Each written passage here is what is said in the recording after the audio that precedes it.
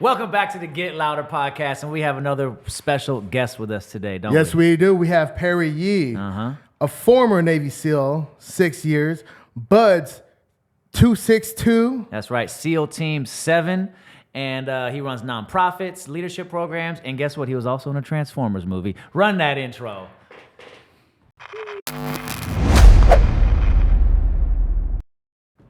What's up, Perry? How we doing today, man? We're doing good. Thanks for Appreciate coming it. on the No, show, absolutely. man. Appreciate you. Thank you, guys. Pleasure to be here. We got through that intro, didn't we? Oh, we did. Only 12 takes. We're good. Hey, it doesn't matter. Normally we get it done in the first take. Normally, yeah. Sometimes it takes a few times, It right? happens. Man, how's it going today? We really appreciate you coming on. No, I appreciate it. It's going well. You know, just For sure. it's good to kind of take some time away from things and Absolutely. kick back and just create new relationships. And yeah, I'm glad to be here. You seem like you're involved in a lot of great stuff. I know we definitely want to get into a couple things. So can we start off by you kind of just telling us your history? Like we said in the intro, former Navy SEAL with the Navy SEAL Team 7. Can you kind of tell us your upbringing and how you got into all that? Yeah, absolutely. I would say nothing special as a kid. You know, I was never any like star athlete. I didn't really do well in school, so I was an average kid. Grew up out in New Hampshire, so East Coast kid, and had a pretty average life. I would say growing up, I was a single child until I was 10. So it was just me, my mom, my grandmother until I was about 9 years old, and my mom remarried. Oh, okay. Had my little brother, so that's kind of like where my life really started to change a little bit. Oh, that's cool. But yeah, like I said, nothing special. You know, I played sports growing up. I was never like a stellar star athlete or anything, but enjoyed athletics and playing sports, and did the regular, played video games, and Right. that was back in the day when all the kids actually still played outside and all that stuff. Right. So it was good. I miss those days. That's going to be mandated in my household. Quite a bit. But so I was there until I graduated high school in 2003. Went to college for a semester, and I was like, no, not for me. And I ended up after I moved back home, went to all the different recruiters. I was at the point back then where it's like, okay, if you don't have a college degree, what do you do? What are you going to do to make it in this world? So the military was kind of like an afterthought. I had a good friend of mine from high school that I graduated with who joined the Navy right after high school. So I kind of just called him up, talked to him about it, see what his experience was like, and ended up going to our local recruiters, talked to all the branches, and just kind of try to see what they offered.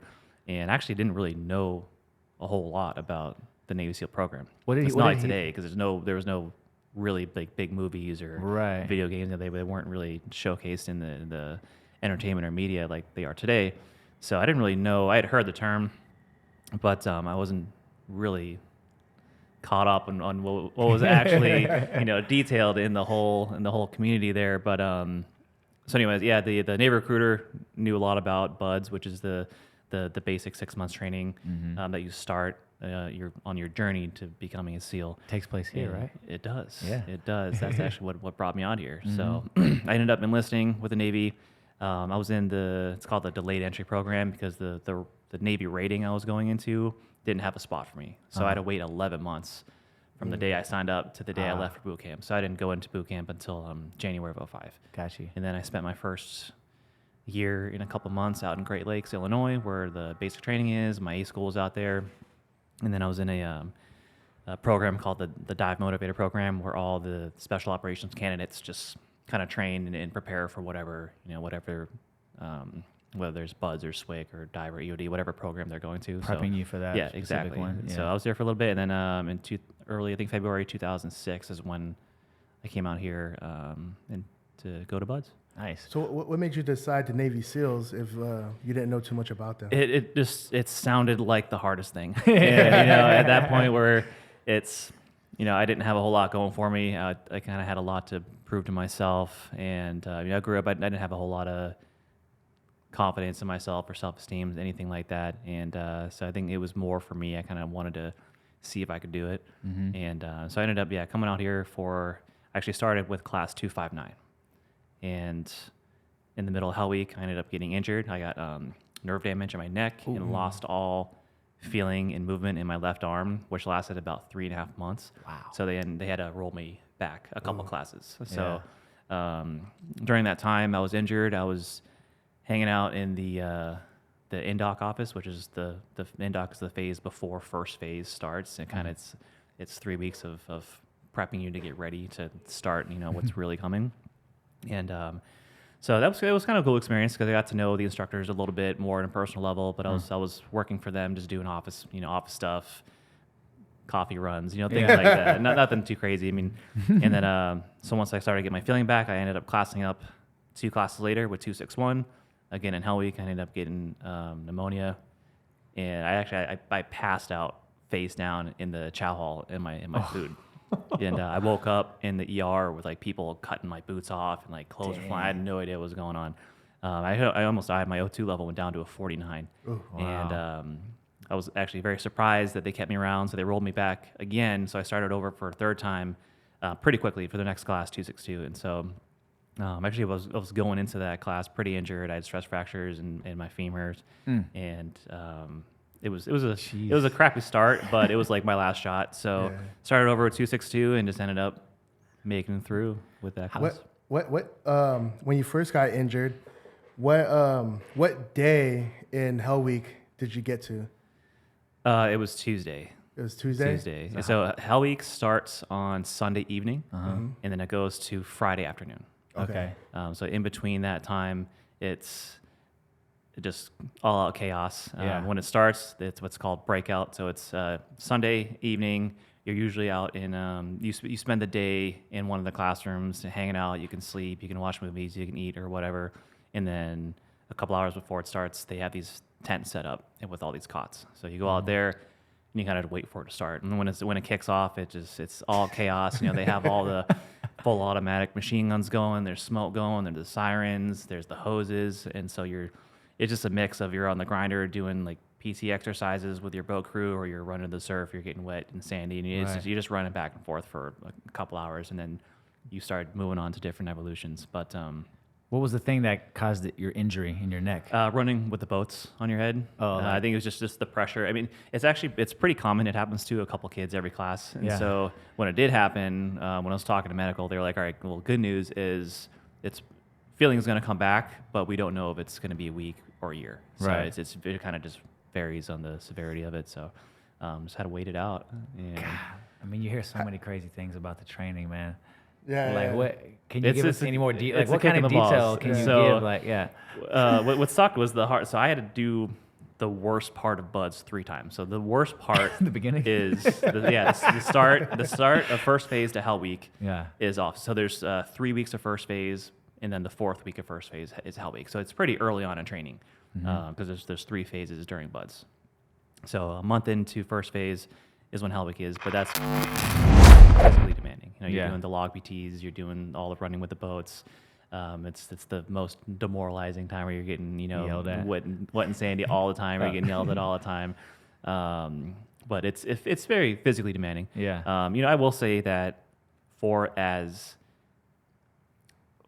tough as buds is, it's not hard. Like, you don't have a lot of responsibility other than just do what you're told. Right. In my opinion, I think anybody physically can do it, even if you're not in the best shape. And we had kids in our class not in the best shape, but they get you there. Right. You're running miles and miles and miles a day, every day. I mean, you run everywhere, to every evolution, to the classroom, to the chow hall. I mean, to the barracks. You're running everywhere, and so they get you to where you need to be physically, but. It's all most of it is all up in the head, which you hear a lot about SEAL training. And for me, it was like my biggest motivator. So every Monday you do your 4-mile timed run, and it's like 4 a.m. It's dark out. You're on the beach, and there was actually a ship that was off the shore. And my biggest motivator was like, I don't want to be in the fleet. I don't want to be living on a ship and doing swabbing a deck or whatnot. So just figured stick it out. And again, there's worse things in life other than just being buds? beat up a little bit. You make it sound so easy. It's like, bro, anybody can do it. It's not like that bad.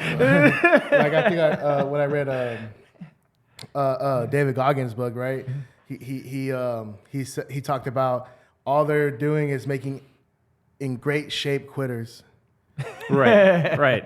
And I mean, I had a kid. So from the Dive Motivator program to Buds, I came out here with like 34 other candidates. You know, guys that I was pretty close to. We spent months and months together, just training every day until we came to Buds. And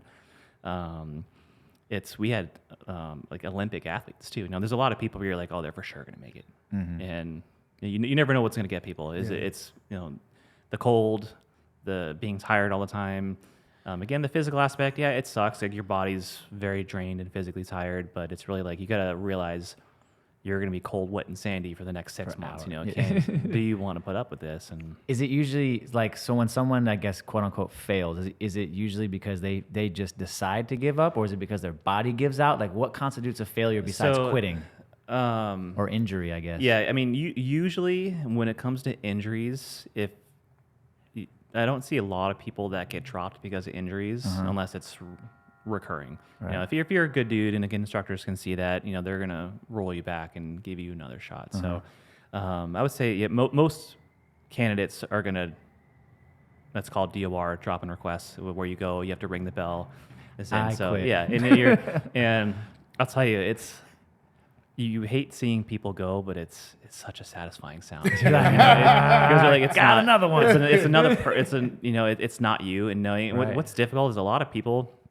You know, there's times when we're doing it's called surf torture. I'm sure you've seen it, where all the candidates lock arms and you walk into the surf, you lay in the sand. So there's times when people, like, they'll feel like quitting, but they don't want to do it alone, and so they'll convince the person next to them to do it. So you see a lot of pairs going up to quit at the same time. Yeah. And then that weakness is once contagious. so once you quit, each phase you have a different color helmet that you have to wear throughout training. And so you see the row of helmets that align the grinder by the bell. So every time you quit, you drop your helmet, and it's kind of like the graveyard. I'm actually really curious on what they do with all the helmets once they're. That'd be cool to know if they just have a warehouse stacked of all the the quitter helmets. What do you think you had mentally over, like, you had Olympic athletes? Like, what is it that mental fortitude that makes you different than the people who quit? That's a great question. I mean, I'm not super sure. I would just say, again, it comes down to, what the person's why is. If they can hold on to it enough, then that's the one thing that's going to get you through, is why. You got to realize why you're doing it, and realize that what you're doing is temporary, and there's an end goal. And again, for me, it's like I didn't want to be in the regular Navy. I could not see myself living the ship life, and I had a lot of things that I wanted to prove to myself, and luckily enough, it was enough. So was that because, forgive me, that seems interesting, because it's like you don't want to be in the regular Navy. So is that because you felt like you had no other choice in life of where to go? Like, well, if you don't make it, you're still in the Navy. Still in the Navy, regardless. So if you quit or you get dropped, that's why I had to go get my rating for the Navy. Right. Was because if I didn't make it, I would now have something to fall back on. Like I went to IT school, so I was going to be in IT in the Navy if I didn't make it. So you're still in, under your 4-year contract. Like, if you don't make it through Buds, you're going to the Navy, right, and finishing out your enlistment. So that was just the biggest motivator for me, is I didn't want to be regular. I spent my whole life being average, and man, that's a level up. I tell you what. He's like, I was whatever at sports, no big deal. Bang. That's a level up, my guy. I was saying, so you passed. The hell week was over, and then I'm sure that was a great feeling. A little. It was. I cried. When we made it to when we got secured from Hell Week. It's cool because one of the last things you do is called Around the World, where it's Thursday evening. You're in your little boats, and you paddle all around Coronado Island. It takes like 10 hours or something like that. So you paddle all the way around Coronado. People are hallucinating because you're going out. You don't get you get 2 hours of sleep. It's from Sunday evening. You don't get your first 2 hours of sleep until Wednesday, and then you get another 2 hours Thursday. And so, it's you're going sounds for like days. A regular week for us. Yeah, right. A bender. Are you allowed to drink coffee? Yeah, so you have a lot of food breaks, so you get fed enough. Yeah. We eat 4 meals a day, and then they have like snack stations and stuff throughout the time as well.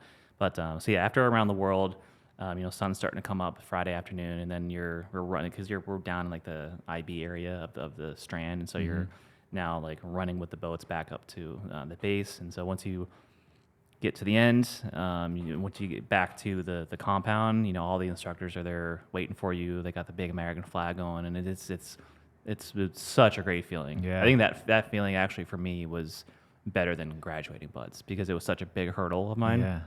So, I was tearing up and everything, and but it was a good feeling. And then I think I slept for like 18 hours straight after that. You said like, I wonder if like you said things changed when your little brother was born, right? When you were 10, like what changed? Did any of that have to do with your drive into going into buds or anything? I don't think so. I mean, as far as like the change, it was just a big shift from like being an only child to now like there's this new man in the house, which as a kid, I was great at chasing off the boyfriends. Like it was me and my mom, Right. my grandmother, right? And that was it. That was our crew. And so, once this guy came into my life, which were awesome now. This I mean, guy. he's my dad, Yeah. But it took some time for sure. And then, you go from only being an only child for, now you get another kid in the house. And the hard part was like we're almost 10 years apart. So like, Right. we didn't have a lot of same interests. We were in different Phases of stages life. of our Yeah. life, like when we were growing up. So, I don't think it had. I mean, it might have had a lot of impact. Again, like as time went on, like me and my dad now were very close, and so that was my first time actually now having a male role model in the home, and so I mean, I'm sure that had something to do with it as well. And seeing what manhood looks like, and having someone there to other than your mom to take care. You got the nurturing side of motherhood, but then you have like this guy that comes in and. He treated me like his own from day one, even though I was a little prick growing Yeah, even up. though you treated him like that was bad. That was really bad. What I want to know is, what did your friend tell you who went to the Navy right after high school on the phone to convince you to go down? Well, he enjoyed his time. So he was Yeah. he actually just retired not too long ago. He was a CB, so he was a construction Okay. mechanic in the Navy. So. Okay. I mean, he just was telling me how he enjoyed his time. I mean, obviously he wasn't going through buzz or anything like that, but just like what he got out of his community and the friends he's made, things like that. So I figured, again, it was like I didn't go to college, so what am I going to do if I stay around little Nashua, New Hampshire? I'm not really going to make anything of my life, and so again, it was kind of like my only option that I felt like I had at the time. Nice. What is the difference between the teams? So you have nowadays not a whole lot. Minus SEAL Team 6 is obviously you get the tier 1 operators, and then you have the SDV teams, which are in Hawaii. I don't know if you've seen the SDV. They're like they're small delivery vehicles. So they're like the little 2-man subs that they do a lot of water ops there. But That's cool. yeah, as of today, there isn't. So all the odd number teams are out here on the West Coast. You have all the even teams on the East Coast, and I believe back in the day, each team kind of had a different theater that they would operate in, and so now since war is different, the theaters change, and so now each team is. So I mean, how you get picked for a team is like once you're graduating so there's BUDS, which is 7 months, and then there's SQT, which is SEAL Qualification Training, which is another 7 months. So you don't become a SEAL right after BUDS. There's a whole another Level. 7 months before you actually get your pin and you go to a team. And so just how you get picked for a team is what is normally whatever team is coming back from deployment, because you want to get there's a 2-year cycle with a platoon. So you get put on a team, there's 18 months of training, and then there's your 6-month deployment, and then the cycle starts over. So most likely you're going to get put on the team that's either coming back or about to come back from deployment, so that you get your full workup going. And how soon did you go on deployment after you officially? 2 years. Yeah, so when I graduated SQT, Team 7 was just getting back from deployment. So right after graduation and went home on leave for a couple weeks, relaxed a little bit, came back here, checked in at Team 7, and then, the first 6 months is where you do a lot of your schooling. So I was the whole first 6 months, you're being sent to, your different schools to get different qualifications. And the next 6 months is when like you really start your platoon training and doing a lot of your land nav, your mobility, your diving, your CQC and mount operations, all that stuff. And then so then you got your 6 months after that, and then your 6 month deployment. Gotcha. What was your experience like, if you could go into it, once you got deployed? Deployment is different, right? So we were in Afghanistan since 2009, and I don't know what to expect. Right. I'm a new person, and I've spent the last 18 months with the same people training. I will say, like, once deployment starts, it's nice because all of the games stop. Like all of the the people messing with you stuff throughout the time, because you're there for a job. So. Right.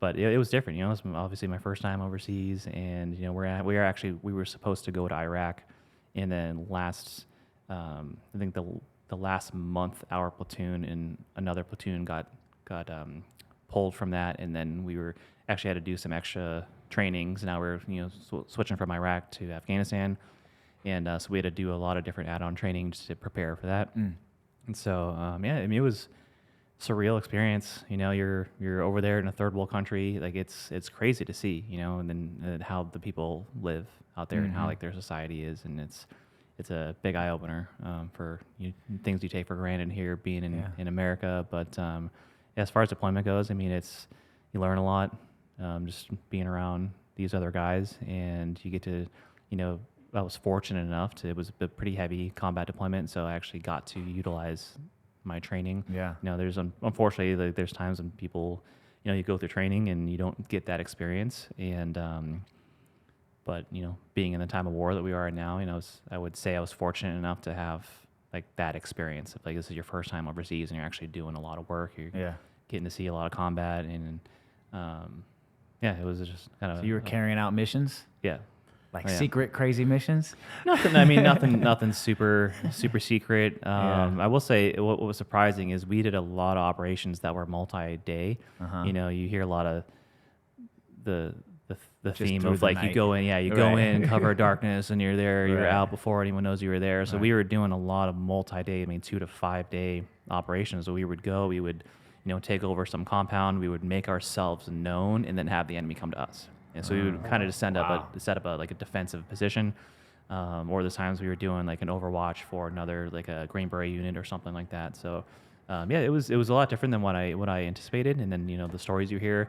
But again, I think it was kind of new for everybody because we were just getting out of the heavy craziness of Iraq, and so I think it was even for the people in my platoon that had been in the teams for a while. It was different, and so. It was just good to share that experience. Now I know when you're in operations, when you're seeing combat and stuff, it's a very serious matter. It can be scary, but when you're in it and you're young, was it fun? Oh yeah, it was. I would say there's definitely a level of fun there, especially with the people you're with, and you try your best just to make light of what you're doing and where you are, and it sucks. It got up to 131 degrees out there. Oh, wow. And you're in full kit. You have your rucks. We're in Afghanistan, so there's a lot of mountains, and so that's not fun at all. But I think just that dynamic of people. You learn to make the best of the situation you're in, and which I think translates a lot with everything I do now afterwards. Right. How well do the movies depict the reality of what you experienced? They're awful. Yeah. So bad. There's I'm trying. Yeah, like that 13 hours. What was that? So 13 hours was a phenomenal film. Yeah. Michael Bay did a fantastic job in that. But they had a lot of consultants on that. The guys that were actually there. They were SEALs, right? There was a couple SEALs on there, but a lot of different other special forces guys. Mm-hmm. But that movie was phenomenal. I was really impressed with that. I mean, I think I saw it in theaters like 3 times, and Yeah. it's hard because again, that's like that was real, and that's real life. And you know, I've talked to a couple of the guys that were there, and you know, to hear how well they showcased like how things were actually over there, and yeah, that was a fantastic film. But most of the time, I'd say, Yeah. but the downside is it's Hollywood, you know, so Right.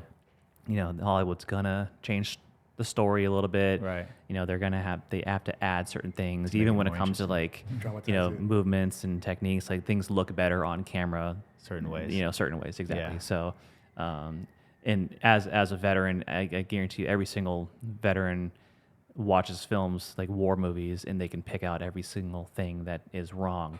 But, Yeah, for sure. And it's but you got to understand now that I mean I've done one movie, but you understand, even though like this film maybe had tons of actual operators consulting in these films, there's just certain things that the camera likes to see. And Right, so right. you can't pick it apart too much unless they get really out of control. But yeah. So tell us about that movie star. That was just a very random Yeah, how'd that happen? experience. I was so this was 2016, and I was actually at a men's conference with my church, and I had ran into one of my old butts instructors, and so I ran up to him. I hadn't seen the guy in like a decade. Yeah. And so I, went up to him and just kind of introduced myself. I'm sure, you didn't really remember who I mean. He sees a lot of students come through. Right. And so we just got to talking. He's very big in Hollywood, in the movie scene, works on a lot of films. And he happened to, tell me something that was coming up. And, I gave him my info, my resume, and he passed it along to the people he worked for. And they were just... for most of these movies. So Michael Bay works with this. Right. He loves to have military, like actual military people in his films, and so the company that was handling all the vets, there's a husband and wife. That guy was a Vietnam era team guy, so he was in the film industry for a while as well. I mean, I think he like worked on like The Rock with Michael Bay, and so yeah, they were just. At the time, they use a lot of the same faces. Like, Yeah. you're going to see the same people in all the movies, and you can pick them out and everything. But for this one specifically, Michael Bay was looking for all fresh faces. And he was looking for young guys that looked like they were still active duty, because we play Navy SEALs in the movie. Right. So I was just fortunate enough to kind of talk with them, and they originally told me they started filming in Arizona, and they were doing a small portion of that, and then they went over to Michigan, and I ended up not getting on the part for Arizona, and then I guess halfway through, Michael Bay like kind of changed things again. He's like, we need more people, and so they called me for that, and it's funny, I wake up one morning to like an emergency phone call of like, can you fly out tomorrow? And like, sure, let me drop everything, and so. I ended up leaving 2 days later, and we were supposed to film for 3 weeks. It was out in Troy, Michigan, at their studios out there, and we ended up being out there for 6 weeks, and then even got brought on to go out to London to film with them out there as well for a couple weeks. Nice. So it was a great experience, tons of fun. I was working with all SEAL veterans. Like one guy I knew from training, and then there's a lot of other random dudes. So it was really fun just to meet some new guys, and even though like we all just met, it took like a couple of days for us to feel like we had all known each other for a while, because it's just that's how like that community is. And so yeah, we had a great time just playing Navy SEAL for 9 weeks, and just that was a really fun experience. And What was it like being on set with Michael Bay? Like you were there while he was directing all the scenes. Yeah. He was always there. Yep. So like, what was it like being on set? Like, it was very.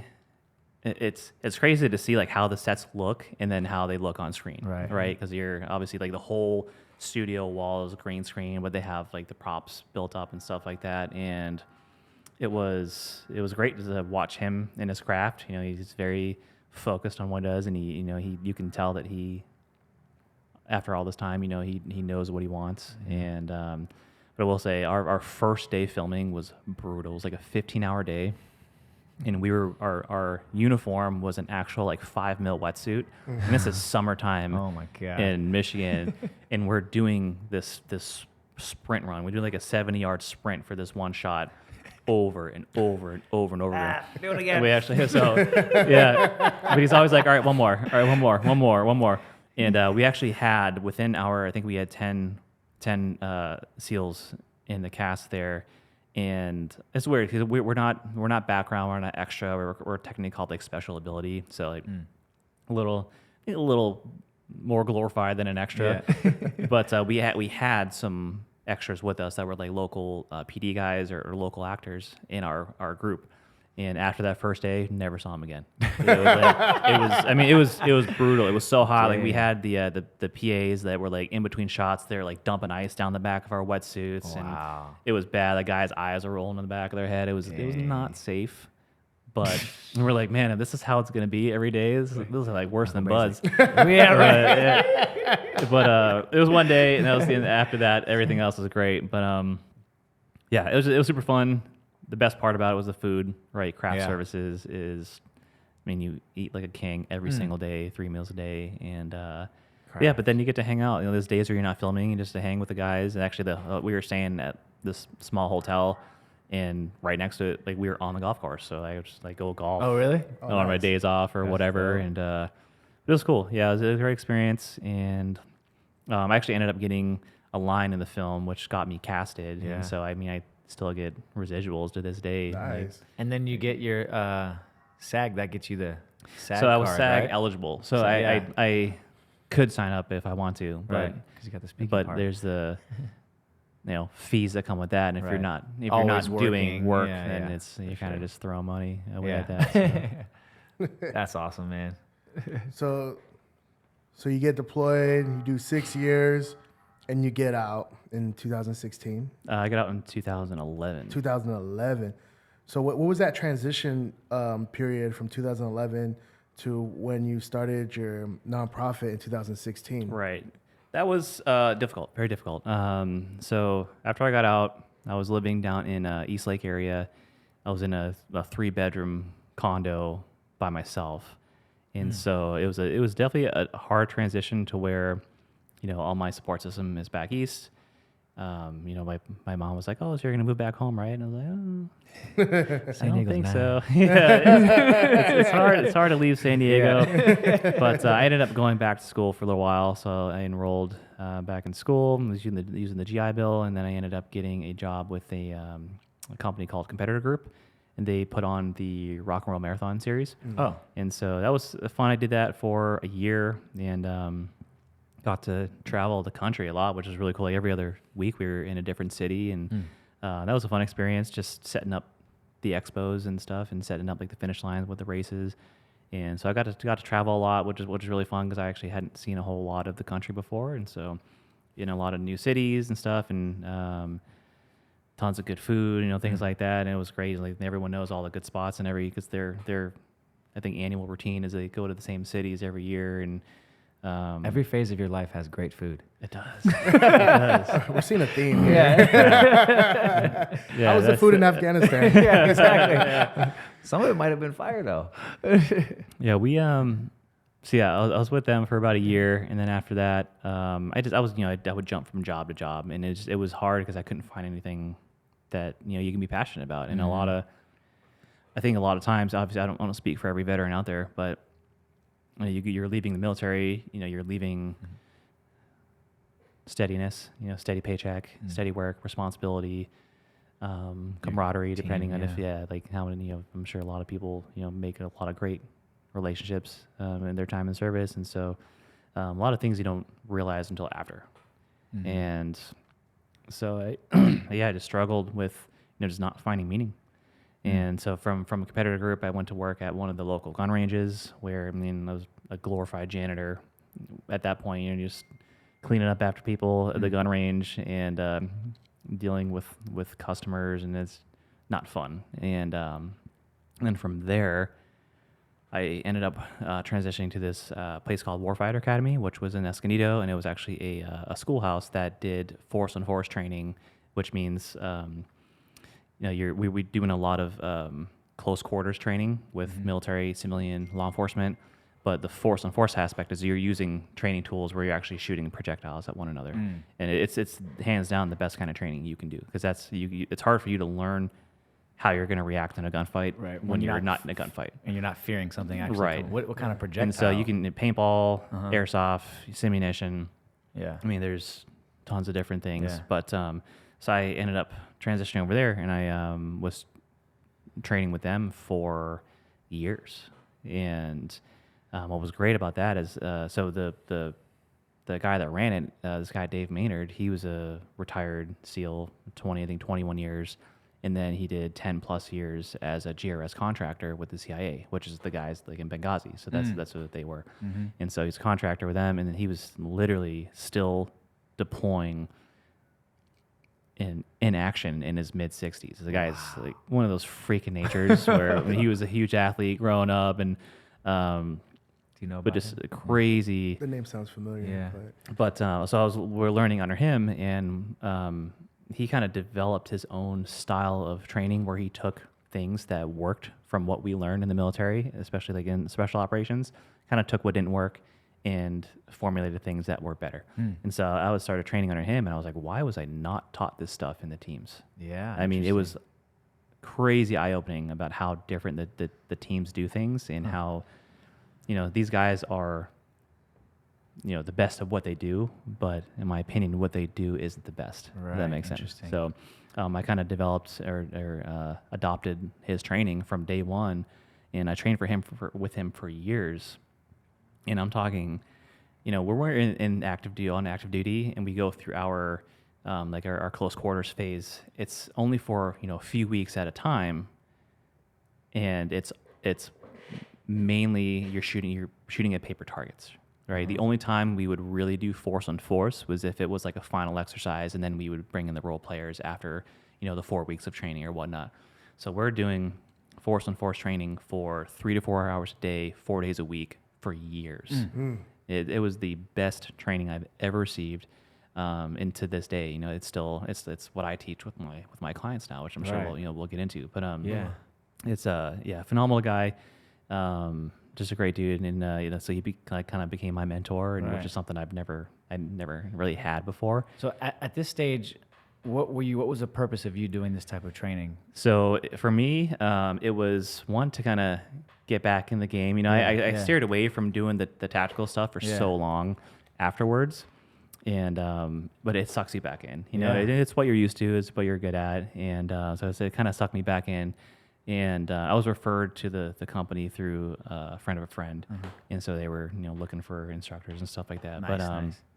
Anyway, it was there where it was my first time working with other veterans, and so I spent years after my discharge with not having any experience with any other vets, and so working with these guys, hearing their stories about their transition, about their background, and like seeing how relatable and how common it was. And for some reason, every veteran thinks they're alone in their transition and that they're the only ones going through what they're going through. And it's not the case at all. It's the exact opposite. And so yeah, it was my first experience working with these guys, and it was just very eye-opening. It was very enlightening for me to be like, wow, like it's great to hear what they're saying, because it makes me feel like I'm not alone. And so working there is actually where at the time, my girlfriend, my now wife, we were talking about starting the nonprofit, and we knew we wanted to. So we started it for the veterans.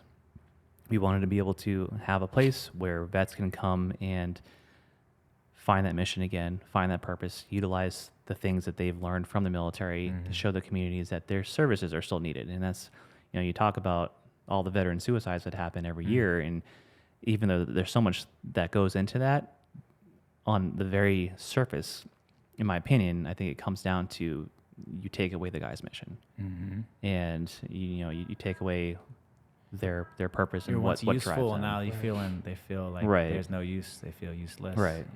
Yeah. And so that's where we started that, and kind of just had to work with what that looked like. Do we do community service projects? Okay, that's fun. Maybe you're doing some helping for the day, but it's not really like a lasting impact. And so that's when, we took some time. We like prayed a lot about it just to get some clarity. And so we ended up thinking of the Gold Star family community. So, right, Gold Star families are families that have lost a loved one while serving on active duty. And so now you have families that have lost their connection to the military through the loss of their loved one. And then you have these veterans that lost their connection to the military through just getting out. And so bringing these two communities together was just a perfect match. And we were really surprised that it hadn't been done before. Wow. And can you give us an example of that? sure. Yeah. So how it works. So it's called Active Valor. So Active Valor, not Active Valor, like that awful SEAL movie. But so what we do, it's basically like a Big Brother program. So we take these transitioning veterans, and so the vets of all ages, all branches, combat, non-combat, that doesn't really matter. And then we pair them as an ongoing mentor to a Gold Star child. So when a family comes to us, they say, hey, we have this many kids, and we want to be involved with the program, then we have to find X amount of veterans to pair with their children. And so what we do is we host a series of outdoor, very elaborate themed adventures throughout San Diego.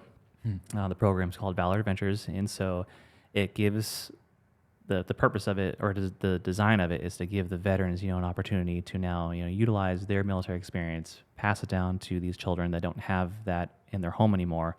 And then these kids get to learn from these guys that walked in the shoes of their fallen parent. Wow. They get to learn, hopefully some important life skills, but they also just get that bonding. And so, we started in 2016. Our first adventure wasn't until 2017, but we have pairs that have been with us from the start until now.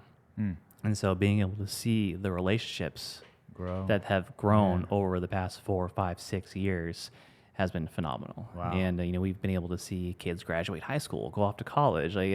We get to be a part of their lives, which is very meaningful for us. And one thing we didn't actually plan for when we started, we were so focused on the relationship between the vets and the kids, was what it does for the widows. And so now they get an opportunity they show up, they're like, take my kid, it's free babysitting for a few hours, and they get their time together where they can just talk, chat, they can tell stories about their fallen the husbands. widows together. Yeah, so they formed a group as well. Now exactly. they have that So camaraderie. they're, kids and vets are off doing whatever activity we have set up for them, and then we'll set up an activity for the moms as well. Where our last event was on Father's Day weekend in June, and we rented out the entire Rancho Bernardo golf course. And so what the adventure was, is, we had all the kids and vets driving around on golf carts, going to each hole where we set up different mini games on each hole. And so they're just spending X amount of time doing all these, fun activities. And then we did like all spa packages for the moms. So now they get to go hang out by the pool. They get to have their massages and whatnot. And, they get to have their time together where they can just, kick back. They can, again, share stories about their husbands and, or about their kids. And what's great about the Gold Star family community is, since there's a lot of organizations that tend to them, that they all, most of them already know one another from other organizations. And so it's, when we get together for our events, it's just like a big family reunion. It's great. It's it's small enough to where what we can do on our end is more intimate, and we get to really, no one's a number. We're not serving thousands of people, but the small group we do, it's very direct, and we get to be part of these people's lives, and it's great. It's great just to again see the relationships that grow. We've had one of our vets just got married a couple months ago, and then his mentee was in the groom's the bridal party, and that's the type of stuff that we. Has there ever been a situation where the vet and knew the fallen member of the? No. So that that hasn't happened. Yeah. We have had one instance where the fallen father, he was an EOD tech, and he was attached to SEAL Team 5. Then one of our mentors who was a SEAL as well, knew somebody that knew him, so we were able to kind of make some connections there. Yeah. And we actually had him paired up with her son. Yeah. And so there hasn't been a direct. But we did, closest thing we got is we did an event February of 2020, right before the pandemic hit, and we did it out on Camp Pendleton. We did it at one of their training facilities out there, the big outdoor training facility, and so the unit that was helping us put it on was the unit that one of the husbands was attached to. So I mean, so they all knew him. Not all of them, but yeah, some of them knew him. Okay, yeah, cool. Man, that's a beautiful thing, man, because losing a father can be hard enough as it is, but also losing that masculine figure, right? Someone to take you through life and teach you how to be a man. Every young man needs that, or even young daughter needs that as well.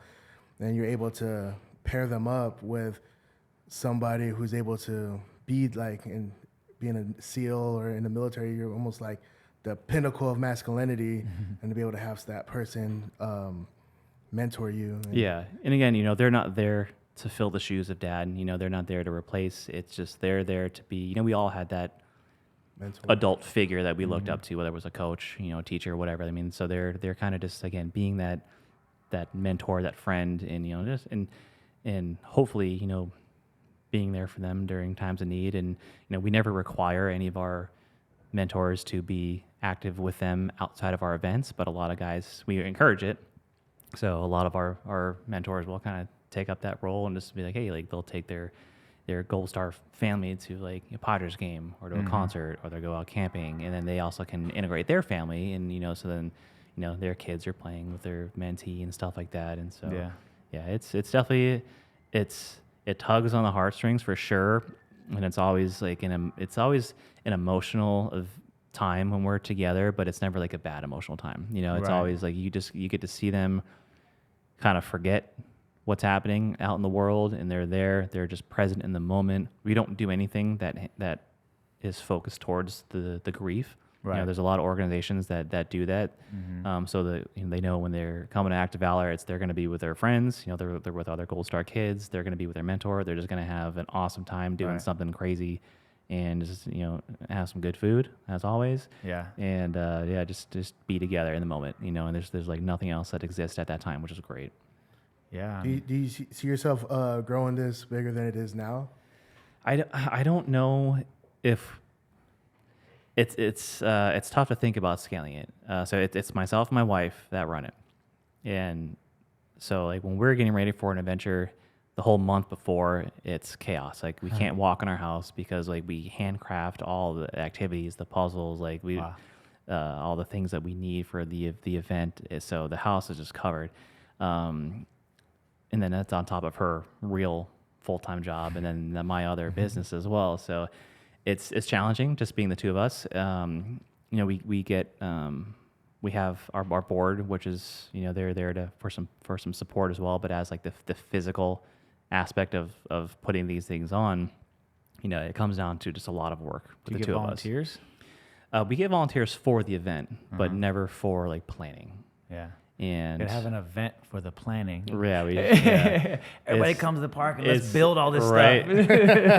I'm really bad at delegating. I'm one of those people where it's like I have a vision for it, and that's the hard part, is the vision's in my head and in her head, and it's kind of sometimes hard to really help others visualize what that looks like until they see it. And so, for instance, every Halloween, we would do either like a mission-based zombie hunt, and so this last Halloween we switched it over to Alien, since that's the whole talk of the town these days. And so we would host it in Carlsbad at the Safety Training Center where the SWAT trains. So it's like the awesome facility. They have indoor ranges. They have this 4-story training facility where SWAT trains, fire trains. They have another building that it looks like a house, so they have like a residential training building, and it's all private. It's all like walled in. And so we would do it there every year. And so the vets and the kids, like they get into there, even though they're paired up, we always put them in small groups so they be with other kids and other vets together. And they come in, they get their like PowerPoint mission brief, they get their sealed mission packet to start, and then it's basically like a big scavenger hunt. But the kids and vets all have those fully automatic gel blaster guns. No way. And we have about 70 to 100 people come role play. Wow. And so, now we're dealing with like costumes, makeup, things like that.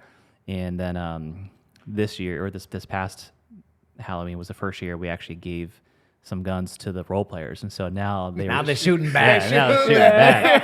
And so it ain't gonna be as easy as it was last year, guys. So playing on hard mode now. It's so fun because it's chaos. Yeah. So the event is the actual activity is 2 hours. So it's just chaos where the teams they're running back and forth because we have a headquarters set up so that they would go out, retrieve what they need, come back, get their next thing, so that there's just constant movement all the time. That's cool. And the bad guys are always getting up, so they have the constant threat all the time as well. But zombies. zombies or the aliens or whatnot. Yeah. But it's a killer time. I mean, it's a huge production, huge production. But we get a lot of help from the guys that run the facility. Yeah. Like the whole week prior, and we're setting up, all the decorations, the fog machines, the lights. Like they're getting all the audio on the speakers, all sick. set up. They do Play like eerie music. Yeah. So I want to come. Invite us. So We'll come play and we'll help. We'll volunteer. Fun. If you guys if you go on our website, we have a video archive of all of our adventures we do, so you can actually get more of a visual of what it looks like to be there. But it's awesome. What are your guys' fundraising methods for this? So we used to do an annual gala, but again, for such a small, like not having a staff putting on, and I will say, we do a phenomenal job with putting this together. I mean, it looks like we have a whole team of people working on this. But our network isn't great. And so with the amount of work that goes into it, I mean, we never would really hit close to our goals. And so we kind of, this year, we steered away from that. We've done a golf tournament one year, which is something I actually would like to get back into. And just trying to find monthly donors throughout,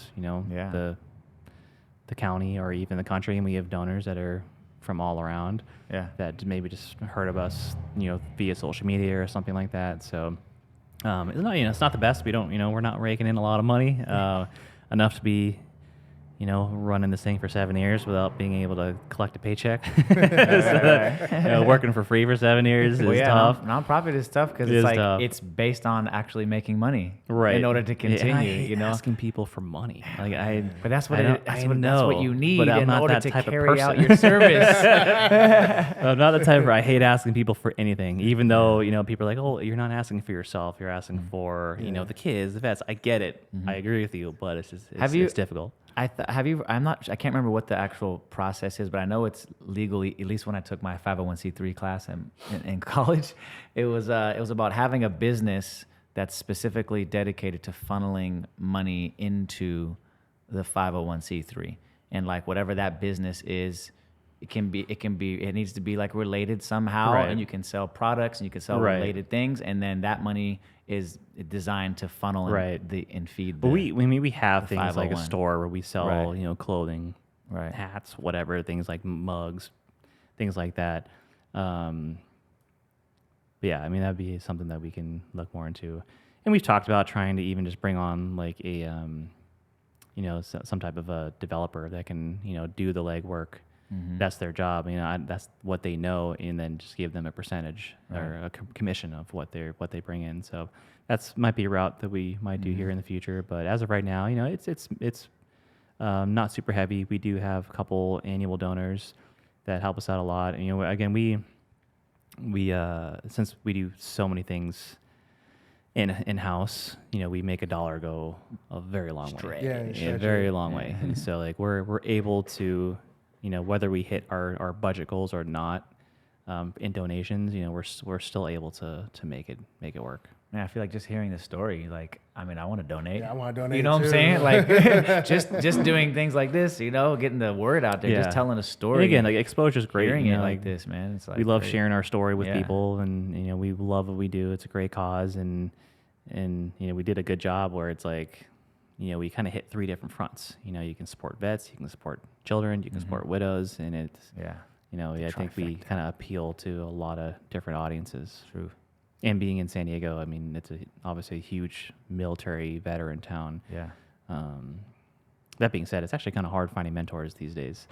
Really? Yeah, Why? I don't know. So sadly enough, during COVID, we lost 19 vets just like leaving California. And a lot of that, they're business owners. Being California as a business owner is not ideal. We lost a lot of people within the stretch of a year, maybe 14 months or so. And so it took us a while to kind of replenish because we really focused on that 1-to-1 ratio with the kids and the veterans. And so we've slowly been able to build that back up. But I don't know. I don't know if it's just, again, not many people know about us, even though we've been around for quite some time now. And we also, it's a requirement now for us. We need to ask people if they plan on leaving California within like the next couple of years, because it's hard when you bring a vet on, they build this relationship with the kid and then they're gone, you know? So we want to try to avoid that as much as possible. But, and then commitment it's not a lot. We host 3 big adventures per year. So like bare minimum, we only ask these dudes for like 3 days a year. And we give them enough advance leeway to know like when things are happening. And again, they get, they're not required to do anything with them outside of it, but again, highly encouraged, and a lot of guys do. We actually have some families that aren't from the area, and so obviously it's harder for guys to, be physically present with kids that are in Phoenix or in Texas or in Northern California. So that's obviously challenging, but so we're always looking for good, wholesome guys that want to give back, but also want to be part of a community. And and that door is always open. We got to get the word out, man. I know, we will. And California, make it easier so people want to stay. I know, right? Incentivize business, please. We need business incentivizations, man. Look out for the little guy now. You want to talk about fortified measures? I do, man. Man, I just started, my brain's going like, dude, how can we know, we gotta help, man. We gotta get the word out there. Are you guys on social media? Are you guys doing that? Yeah, so I mean, you can easily find us on Instagram. It's just Active Valor, one word. Facebook, same thing. LinkedIn. Social media is great because we post pictures and videos, and you can kind of get more visuals. TikTok, man. No, dude, you gotta get on the TikTok. I can't do it. Do the floss. Yeah, I can't do Active. it. I think just get on it, start a page, Active Valor, and just post the same videos. Right, same material. Same material. And then what you might end up finding is maybe one of these kids, the Gold Star who wants to give back to the organization, they might be a little TikTok savvy. Right. Maybe they'll run it for you. Yeah, they'll run it for you. I'm terrible with social media. I'm really bad. As the business, it's not a business, as the organization owner, it's a lot of work on your part. You have this vision, you got to be able to delegate that. You got to get funds. You can't do it all. Right. It's tough. I mean, my wife does all the digital side. So she does our webpage, our marketing materials, our videos. Like that was her background. So it's great because she has saved us probably tens and tens of thousands of dollars on all that stuff. So it's great in-house. Everything we need is there. It would be nice to grow the social media for sure. But it's like I'm running that page, trying to run my personal brand, and then running the business page, and it's a lot. Definitely. Let's get into the business and then your personal brand. What do you, before we get into the business, what do you when you say you're running your personal brand, what is your goals with your personal brand? I have a lot of affiliates with a lot of different brands, and so it's just working with a lot of different companies, whether it's like it's usually in like the tactical space. Whether it's clothing, gear, things like that. So it's just being able to, fulfill my end and produce content, and whether it's video, photo, reviews or things like that. So it's just, it adds up. It's a lot, but I love doing it. I mean, I work with some really great companies. I was actually just all last week, I was out in Wisconsin hanging out with one of them and just doing some shooting and just hanging out with the guys and stuff like that, and actually getting some photos for them for their like product lines and stuff like that. So that's really what like my big focus is just. Do you do any speaking events? I don't. Yeah, not normally. Man, you gotta get on some speaking events, dude. You're well spoken. You have an I don't know what to story. offer people for like. Well, it's your I don't know how to story. motivate people. It's your story. You were on Transformers, man. Exactly. But I mean, it's like literally, bro. Michael Bay. No. Michael Bay. Not no little rinky-dink film on a Michael Bay film.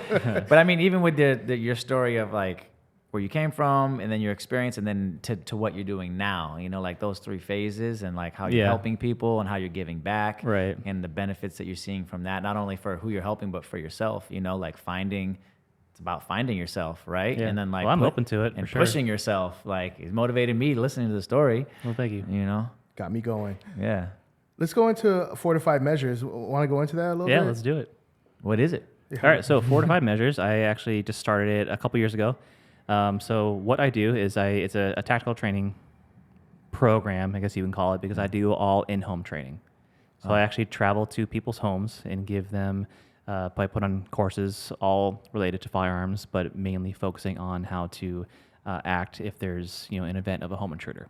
So we go through things like California law. We go through preventative and safety measures that they can take before to hopefully, you know, prevent an actual invasion from happening or an intruder from coming in. But then we go over the physical, you know, movements, techniques, and principles when it comes to doing any type of close quarters firearms related activity, and then helping them formulate a plan. You know, here's what you do, or here's what you can do. If you're here, you simulate. Maybe there's a crash that comes through here, or maybe something comes through your front door. What do you do if you have children? You know, what does the plan look like? Being able to get up, grab the whole family. Are you hunkering down? Right? I mean, there's so much that goes into it. You know, it's unfortunately, obviously, crime is on the rise. Heavily. The police force is heavily understaffed, so they can't be where they need to be. But even so, even if they had 1 million cops on the streets, you know, you're your own first responder in that situation. You know, they're not going to be there for you in time. You know, when seconds matter, cops are only minutes away. And so, like, people need to be caught up. And there's a lot of firearms owners in San Diego County. And the biggest thing you can do as a gun owner is train. Know how to and use it. consistently train. You know, there's a lot of people that they buy a gun, they put it in the safe or in the nightstand, and they never use it until they have to use it, and they don't know how to use it. They don't even know how to. You know, people chamber. fall. You know, they don't rise to the occasion. They fall back to their lowest level of training, and so train consistently. I mean, I push with my clients, like, train as much as you can. I don't do a lot of live fire stuff just for mainly liability, but you know, if you can take this class, do it. If you can take this class, do it. But when, you know, if you think about it, a lot of people want to know. You can go do a home defense course at a range, but you're not going to get the information you need. Like, you want to be in your home, working in your own space. You know where things are. You know the difficulties of maybe you don't have a good defensible home. We're going to try to fix that.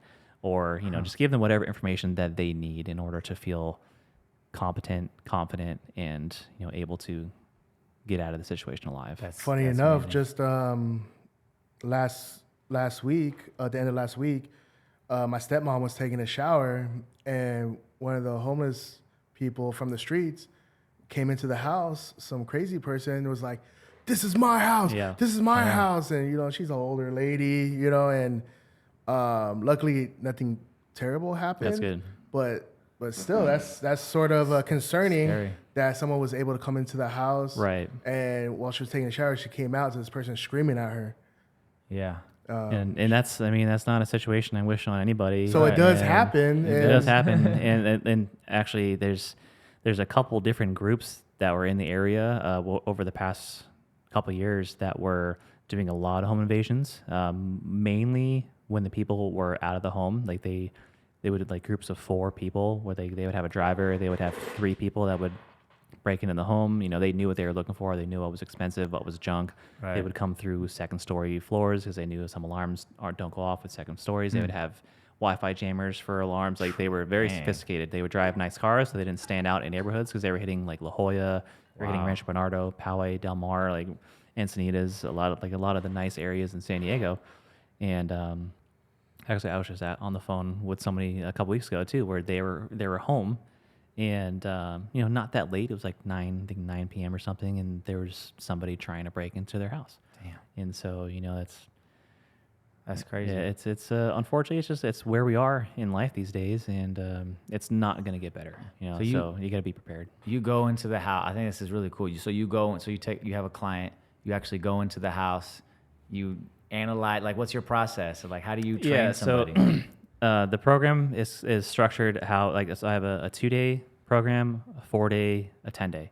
And so you can sign up for either one. And then whichever one you do, we can always do 1 day offs if there's people that want to do like recurring training or to get caught up on stuff.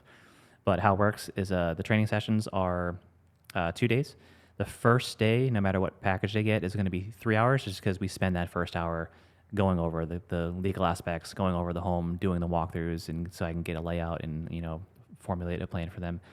And then like we'll get into the actual like techniques. And so what's great is it's 100% safe. So all of the training, I bring all the material, all the training tools, everything we use is laser based and CO2 based. So we're using firearms that give you blowback, so you get recoil, a little realism, but they shoot out a laser. So there's no projectiles, but we have a bunch of these interactive targets that respond to the lasers. So you can put them all around the house. And so you can help them practice the movements and, pine corners, entering rooms, going through hallways and stairs and all that stuff. So completely safe. You don't have the stress of being at a live fire range where you don't know who the person next to you is that's shooting, or it's loud. And maybe like I work with a lot of like first time shooters as well. So so there's people that maybe just got a gun. I'll come to their house and do just the basic fundamentals. So we're not worrying about the actual home defense stuff. It's just, they need to learn the basics. But you do it in a very controlled environment, right? There's no stress. It's easier to retain information. It's easier to hear. So it's a good learning environment. It's comfortable. They don't need to go anywhere. I come to your door, and there's no range fees. There's no gas. There's no ammo. Ammo's so expensive. So expensive. So so in my opinion, I think it's a phenomenal program because it's personally tailored to each individual. And I'll do anywhere from 1 to 4 people at a time. So depending on if it's a couple, I've done families of couples and their child, neighbors. So maybe like 2 neighbors go in on it together, get a little price break, but they train together. Maybe day 1 we do this house, day 2 we do this house. And then everything you learn applies to anywhere else. Right. If you're at the office, what you learn in the house, all the techniques and principles are there. To where you're going to be hopefully confident enough to, if you have to apply it. Yeah, exactly. Do you give them a certificate? No. So I can give them one. It doesn't mean anything. you should give them a certificate and make them recertify it once a year. There you go. I don't know how that would work. It's like a process of becoming a certification, I think. Well, it doesn't have to be a legitimate. But you can. It doesn't have to be like a legit. It could be a legit certification for your company. Right. But I was just thinking about it, and you can't just do that one day and then think that you're going to retain it. You should at least once a year, twice a year. Like a CPR class. You You should recertify once a year to make sure you're sharp, because it's always when you least expect it. And you should be expecting it because it could happen. Right. And the thing is too is like if you're in your home, there's not very many people that carry their firearm on them in the house. It's going to be in a safe or place, on the nightstand or in one of those hidden wall safes or something. Right. Either way, you're not always going to have it. So that's also something we got to prepare for. Is that we run drills on like how long is it going to take you from this room to go get your firearm, or what can you do in the meantime? Right. You talk about like the mindset of being in that fighter mindset.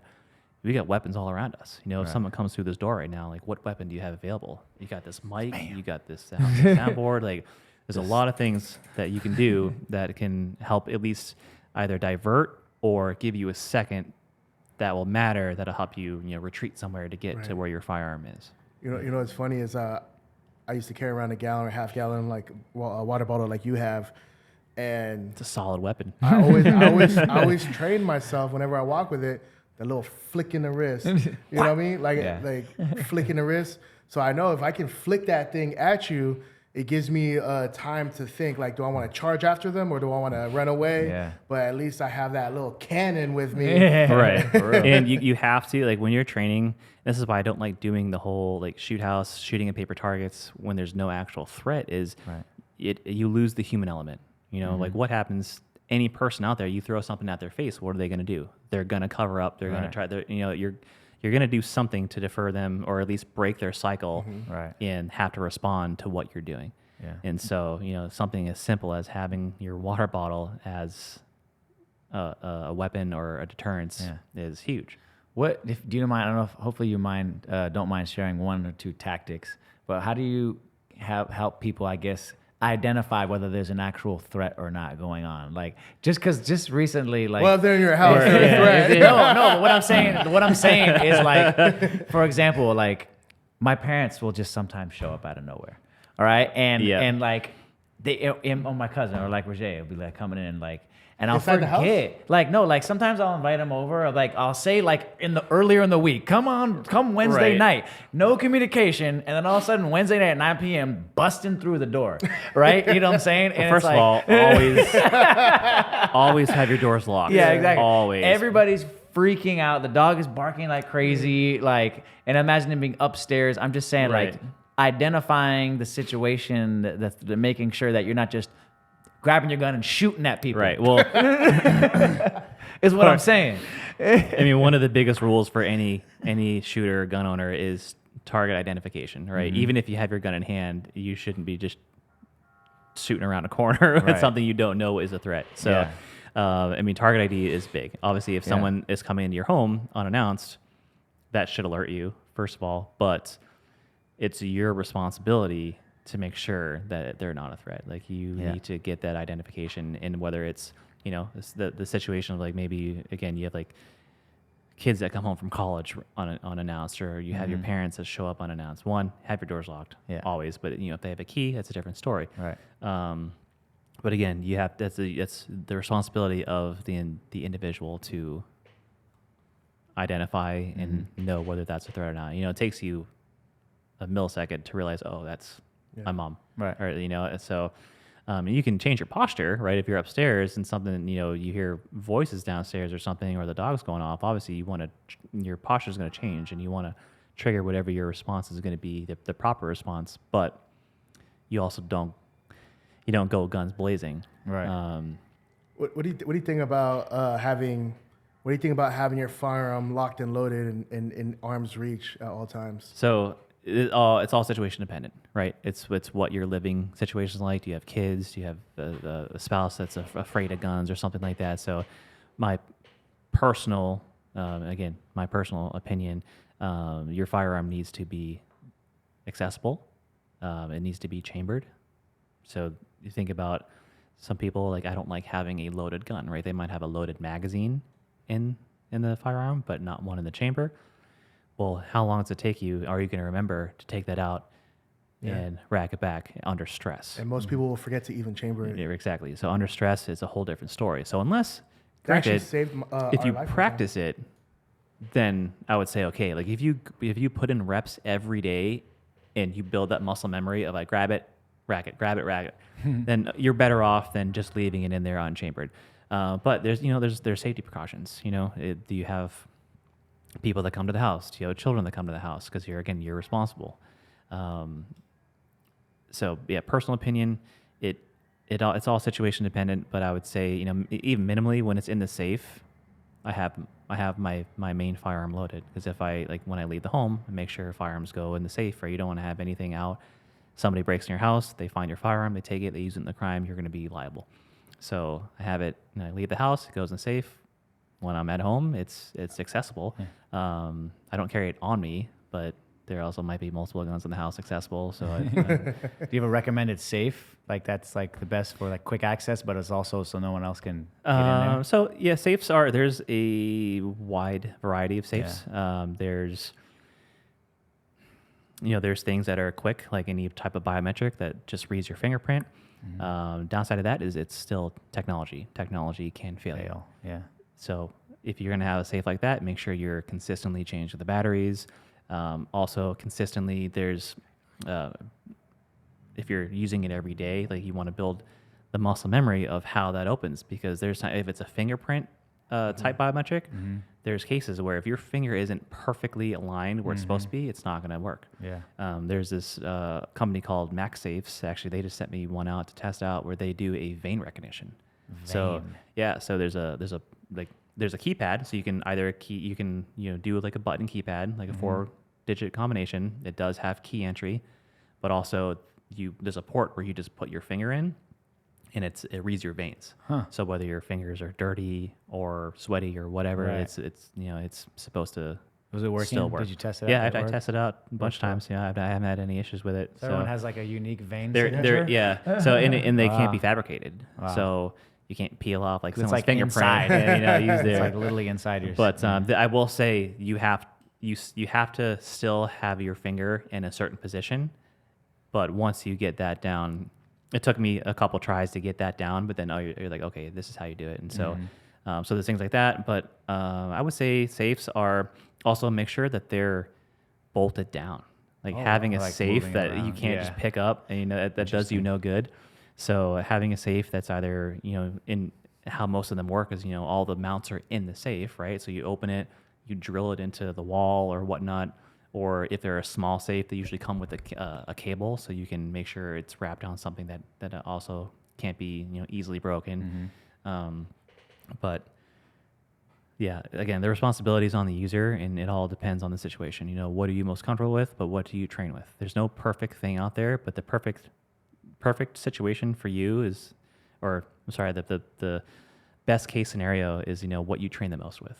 And so if you have there's safes that they're buttons, but they're just physical button combinations. So maybe it's like this finger, then you open it. It's not a like technology based. There's no battery, so there's actually something like that mechanical. you can use. But it's whatever you train with. Again, whatever you get, you have to put in the repetitions. Right. So that's just the biggest thing is you have to train consistently. And training means maybe I open my safe 10 times a day, or when I leave the house. For people that have their carry conceal permit. I have clients that, have their CCWs and tell them, when you go to put your gun in your waistband, wherever you put it, unload it and do 10 draws with it, because you might be wearing different clothing. So when you can get 10 good draws, make sure that the first time you draw that day isn't going to be out on the street if you need it. Right. So, because, we're getting into the colder months, you might be wearing jackets, sweatshirts, things like that. So, put it in, unload it, draw, have some good reps in, and then you're good for the day. But every day, then you should be consistently doing something to just build that muscle memory. It has to be Yeah. muscle memory. You can't just rely on, I heard this information, I'm Right. gonna get Right. it done. It's like Just like everything else in life. like everything else in life. Reputation. Funny story is this barbershop I used to work at in North Park, 619 Barbershop. I wasn't there at the time, but some lady came in and drew a gun out on the barbers and tried to kill him. She actually pulled it out, clicked the trigger 3 times, Whoa. realized she forgot to chamber it, went back to chamber, and everyone obviously tackled her. But had she taken your course, maybe not joking. Good thing she didn't take the course, bro. Had she taken the course, she Training could have active killed shooters. that. So luckily she didn't take your course because she didn't chamber it. But that's a good example of on the bad side. But that's a good example. Right, on the of- flip side, On though. the flip side, Yeah, of right. why repetition is so important. Bad guys don't. Yeah, don't do that. Don't this. practice. You're good. Yeah. Don't practice at all. Perry, what kind of advice would you give to an up and comer, like maybe someone coming into the Navy SEALs? What advice would you give them? So or if what they're advice would you on their also- way, like going to buds or thinking about going to buds, it's again, the biggest thing is you got to find your why. You got to find the reason that's going to drive you, and that even might change, but you have to be able to have the capacity to hold on to it, and you need to know. It's no secret. Times are going to get extremely challenging. They're going to be extremely difficult. You're going to be cold. You're going to be tired. You're going to be wet. You're going to be exhausted. You're going to be sore. But you have to hold on to what matters to you. Why are you doing it? And that reason's yours. It's not something that you need to share with anybody, but you need to have it at your core. You have to know what you're doing it for. And I think, you'll be successful. Again, physically, in my opinion, I think almost anybody going to buds can physically do it, even if it's a little harder for them. But it just comes down to, what's upstairs. And it's going to be tested. it's the whole design of the program. You know, they need to break you down and build you up the way that they need to have you. But yeah, if you have it in your core and you know that nothing's going to separate you from it, then you know that's the biggest thing I can say. And again, it's going to be different for everybody. So you just gotta. It's on you to figure out what it is. I don't know. I don't know what's going to drive you or not. And maybe some advice for the guys getting out. Yeah, that's a good one. People getting out of the service, I would say, I will say the military doesn't do, at least when I was getting out, they don't do a good job with the transition, right? You go through this I went through this like 5-day program where, you know, they did help with the educational portion and finding, you know, ways to get into schools and things like that. But there's a lot of organizations out there that help out. And so it depends on like what community you're coming from as well. You know, for the SEAL community, there's tons of organizations. You know, there's the Navy SEAL Foundation, there's the SEAL Future Foundation, there's the Honor There's so many things that you can do to find programs to help you. But I will say is just, you know, find a network. And one of the biggest things I did was I stayed isolated for years. You know, I would be in my home. You know, I go food shopping and I wouldn't see a single soul for, you know, 5 days. I got a dog, which was my saving grace, you know, finding that responsibility again. And I had this living creature to take care of. And then it got me out of the house. You know, actually I had a neighbor. I had lived in my condo for over a year. And I met a neighbor and like, oh, you just move in? It's like, oh, I've been here for a year. Dang. But it's because I didn't have any reason. So dogs help. I love, they've been a huge, he's 13 now, or almost 13 and still doing great. And then we just got another one who's about to turn 2 in a week. Oh, nice. But yeah, dogs are great. But yeah, find a community, even if it's small. You know, like I said earlier, as a vet, you know, I think veterans are going to be the last person on earth to help, to ask for help. You know, like we come from that background where, you know, we're designed to suppress emotion, and we're designed to be independent and do things on our own. So it's not shameful at all to ask for help. Go find a veterans group. You know, there's tons of them out there, and see what they're doing, see how they transition. You know, help them or ask them for help to formulate a plan. But definitely just find a community. You know, and it can be small. For me personally, I don't like being around a lot of people. So, you know, the smaller the better for me. But then again, it's more intimate. You know, I'd rather sit here and have conversations like this with you guys all day long than to, you know, be in large crowds and things like that. So you can find a group of people. There's so many veterans out here, at least out here in San Diego, you know, but a lot of guys getting out. Maybe they are moving back home. You know, there's still avenues. You can still find organizations online that will help you out and help you in your area, but just don't do it alone. Yeah. That's just the biggest piece is don't stay isolated. Don't do it alone. And there's countless amount of people going through the same thing. Find your why and find your network. Yeah, that's very important, and understand your purpose. And you ever read a book called Man's Search for Meaning? I haven't. By Viktor Frankl. Nope. He was a Holocaust survivor, but he was a psychologist. So for him, he was very interested in the psychology and he would bring up the people who made it. Like he's like, I could tell when someone was ready to die. They had like one cigarette left, and when they smoked that last cigarette, he knew the next day they're not gonna make it. And he just said like, the people who made it and the people who didn't, like his purpose was to document the entire experience, and that's what got him out of it. But it was a great book. It was an awesome book. Where can people find you, man? Where can they donate? What's your TikTok? How can they help out? Yeah, I mean, so social media is again for the nonprofit. Our Instagram is just Active Valor, one word. Same on Facebook and on LinkedIn. My personal page, it's Perry Yee, one word, PerryYee. And the business is Fortified Measures, so you can go to fortifiedmeasures.com. We have our programs on there. I'm actually working right now on a newsletter, so if people sign up for the newsletter, they'll get a PDF for just some safety things they can do, preventative measures around their home before even starting to train, and things that everything should know regardless, or I believe everyone should know. So definitely check it out. But yeah, and then on Instagram, it's I believe fortified.measures. And yeah, that's basically it. Nice, man. And how can people donate? How can people help out? They can donate directly from the website. So you can